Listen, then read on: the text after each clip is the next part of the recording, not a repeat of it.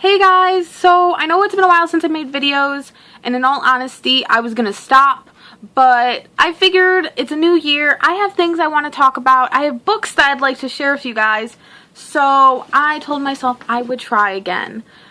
So, to start the new year, I'm gonna do 2 book reviews today, and they are part 1 and 2 of a trilogy, and the last book is coming out in May, and it is the Celestial Blues trilogy by Vicki Pedersen. I really hope I'm saying her last name right. As someone whose last name gets mispronounced all the time, I really hope I say hers right.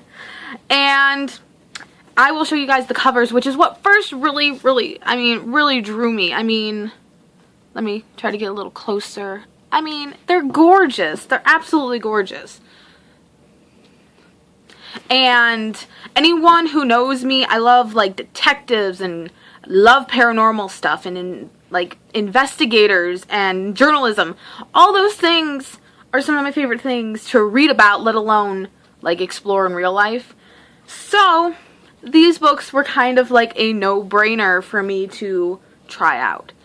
So I was gonna do, or I'm going to do, I should say, both reviews for each book, the good, the bad, and then as a series, the good, the bad.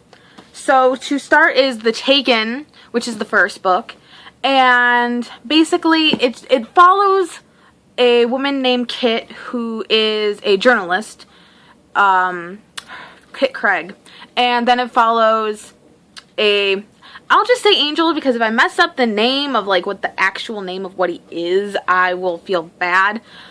His name is Griffin Shaw, but he goes as Griff. And he used to be a PI, but he was murdered. And him and his wife were murdered. So basically that's the whole setup. And the premise of the first novel is Kit's best friend Nicole is murdered, and you're reading about her trying to figure out who killed her.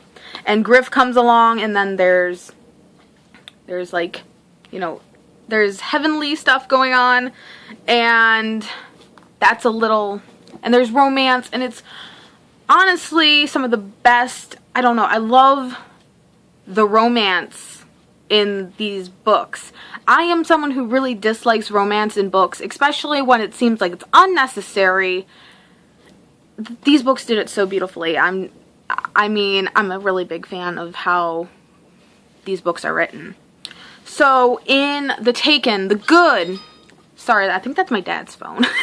The good, the characters, I love Kit and Griff. For some reason, I relate to both of them on kind of equal levels, which is what I love. I love when I can relate to a character, or even if I don't relate to them, I care about what's going on with them, which I insanely care about these characters. The plot line was really interesting. I really liked it. I kind of got obsessed with rockabilly, which is, the rockabilly culture is explored because Kit is part of the rockabilly subculture. I really got interested into it for a while, looked into it, and I was thinking of even trying to do like a rockabilly hairstyle, but anyone, once again, who knows me, I'm very low maintenance, and I didn't.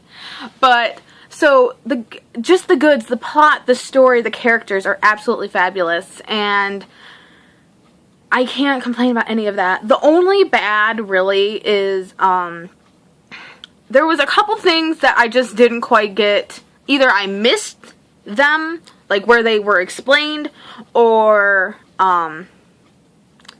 like maybe they weren't explained, but it didn't really distract me that much from the overall story, so it got a 5 out of 5 on my Goodreads account. So I was absolutely blown away by it, and I had to get the next book the day I finished it, and I did. I went to the library and got the next one, which is The Lost. Okay, so the like crime / plot for this one is, it has to do with who is not, I don't think peddling's the right word. There's a drug called crocodile, I think is how you say it, being sold on the streets, and they kind of try to figure out who's dealing it to these kids, and it follows or continues on the storyline of Griff trying to find out who killed him and his wife, and the romance between Kit and Griff, and that's kind of the main, like, it's got a lot about Kit's self-doubt, because basically Griff and Evelyn, I'll call her Evelyn because I don't know how to say like the nickname. I say Evie, but I don't think that's how it's supposed to be said. It kind of dives into like her uncertainty in the relationship, and it's so heartbreaking. And I honestly, I tweeted the author. I said that I haven't felt that connected or that, like, I didn't care about characters this much in a really long time. And it's true. I was crying pretty much the last 50 pages of this book. My heart was racing. I was crying. It really got to me, and like the last like 2-3 pages just killed me. I was like crying. And afterwards, I was just like in one of those dazes when you don't really, like, when you watch a movie and you don't know what the heck happened at the end, and you're just kind of like, what? That was me at the end of this book. And wow. Okay, so the good, that right there. The fact that it made me feel such strong emotion is a great indicator of great writing. And the characters, I love the characters. The villain, little bit of a spoiler alert, Scratch, scared the freaking crap out of me. Scratch, part of what he does, he's just like pure evil, and he can like basically possess people who are in weakened states or emotionally turmoiled. And as a person who is very kind of unstable in their emotions, I am a very emotionally unstable person. It scared me. I was like, if this